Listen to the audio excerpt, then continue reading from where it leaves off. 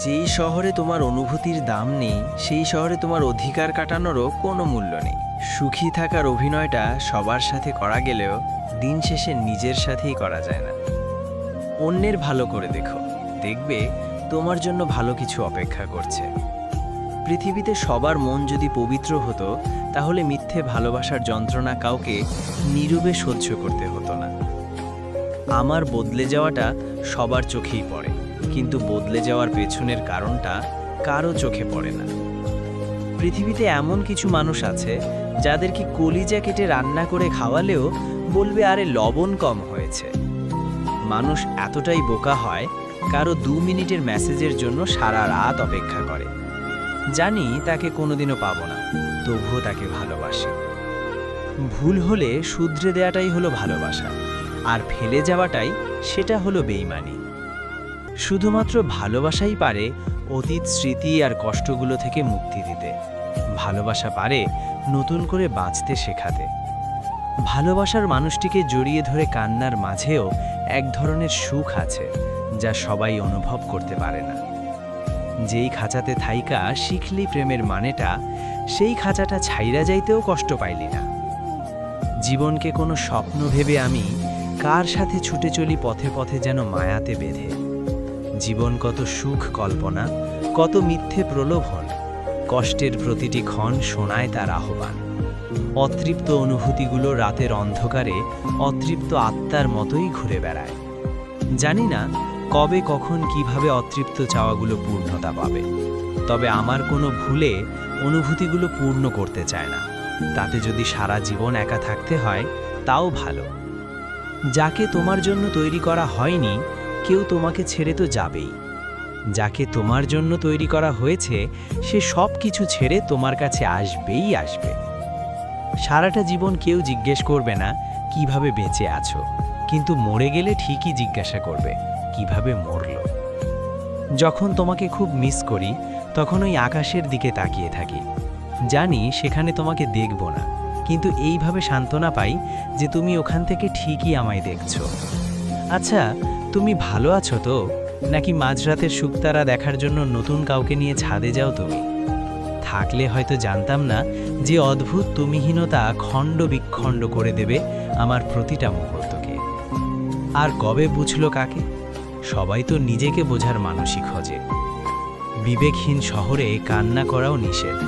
সবাই বলবে ওই দেখ ন্যাকাম করছে। কাউকে ঘৃণা করার মতো সময় আমার নেই।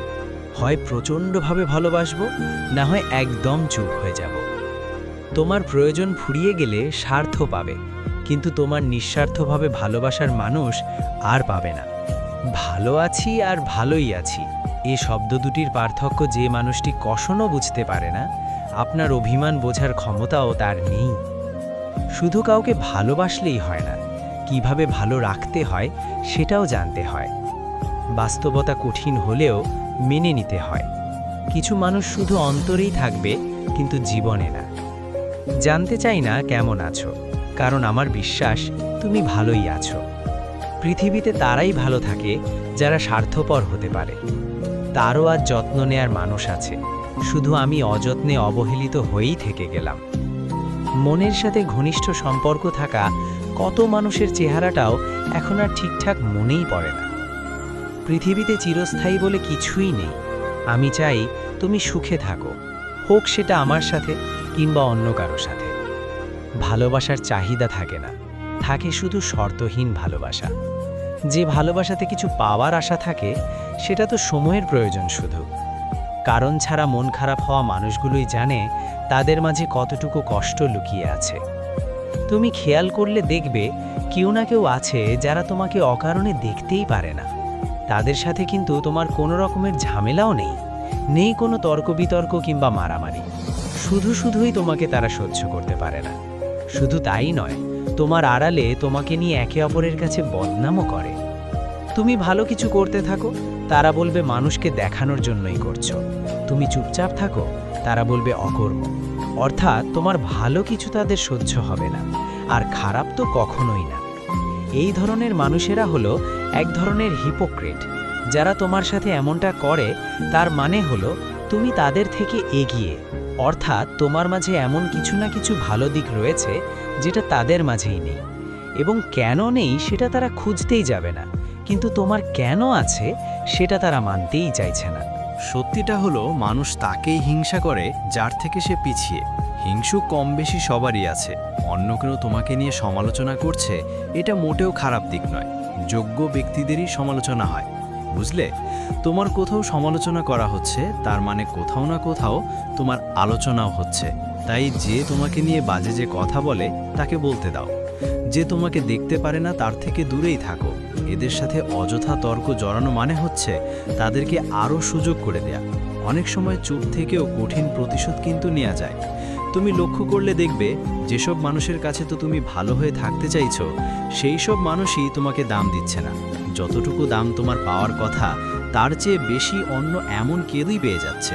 মূলত এর কারণটা হলো তুমি তোমার নিজের ব্যক্তিত্ব তাদের কাছে ধরে রাখতে পারোনি। অর্থাৎ সবসময় তুমি অন্যের মুখপাত্র হয়েছিলে, নিজের প্রাপ্যটা নিতেই শিখোনি। অধিকার তোমাকে কেউ এসে দিয়ে যাবে না, এটা তোমার নিজেরই আদায় করে নিতে হবে। সবসময় হ্যাঁ বলতে থাকলে একটা সময় তোমার মুখের কথার কোনো দামই থাকবে না, কেউ তোমাকে মূল্যায়ন করবে না। তাই মাঝে মধ্যে না বলে মুখের কথার দাম রাখতে হয়, চুপচাপ বসে যেতে হয়, মাঝে মাঝে ভাব নিতে শিখতে হয়, একটু নিষ্ঠুর হতে হয়। সব সময় ভালো থাকলে চলবেই না। সাধু সেজে নিজের অস্তিত্বটা বিলিয়ে দেওয়ার কোনো মানেই হয় না। নিজে ভালো থাকতে হলেও মাঝে মাঝে ভাব নিয়ে নিষ্ঠুর সেজে নিজের দামটা বুঝিয়ে দিতে হয়। মানুষ ভালো হতে পারে, কিন্তু সব সময় সবার কাছে ভালো থাকতে পারে না। নিজের ভালোটা বোঝার জন্য হলেও কখনো অন্যের কাছে খারাপ হতে হয়।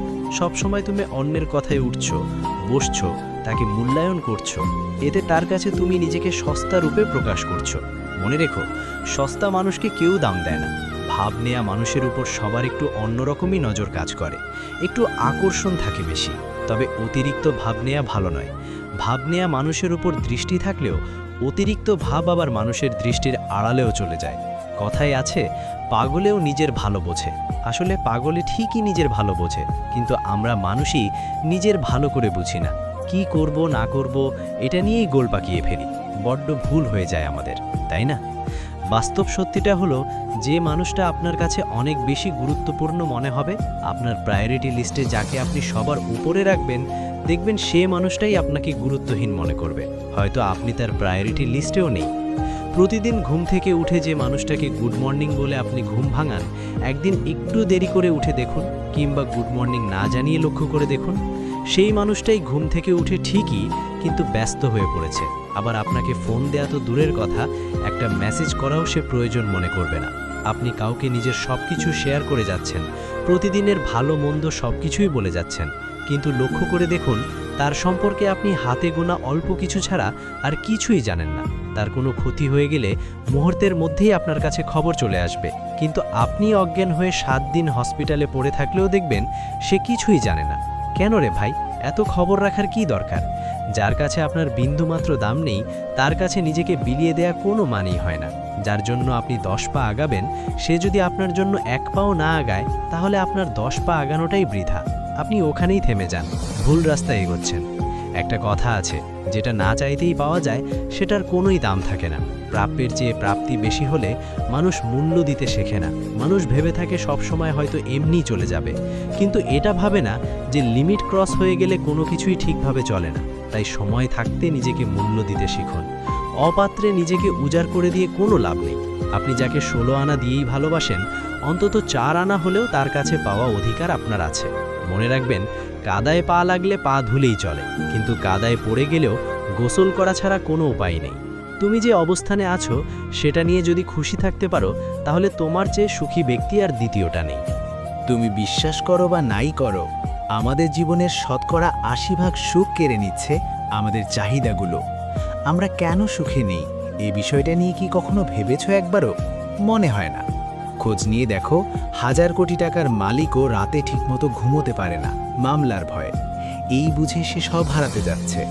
আর একজন রিকশাওয়ালা 3 বেলা খেয়ে রাতে মেঝেতে যে কি শান্তিতে ঘুম হয়, সে শান্তির লক্ষ টাকার খাটেও আমরা ঘুমিয়ে পাই না। একজন রিকশাওয়ালার চাওয়া পাওয়া হচ্ছে পরিবার নিয়ে 3 বেলা খেতে পারলেই সে খুশি। আর আমরা যত চাই তত পেয়েও মনকে শান্তি দিতে পারি না। যারা নিয়মিত মাসুদ রানা ব্লগ চ্যানেলের ভিডিও দেখেন তাদের প্রতি অফুরন্ত কৃতজ্ঞতা। নতুন বন্ধুরা একটু সাবস্ক্রাইব করে নিন প্লিজ। আর হ্যাঁ, ভিডিওটা যদি একটুও ভালো লেগে থাকে তাহলে শেয়ার করে আরও বেশি মানুষের কাছে পৌঁছে দিন। Love you all.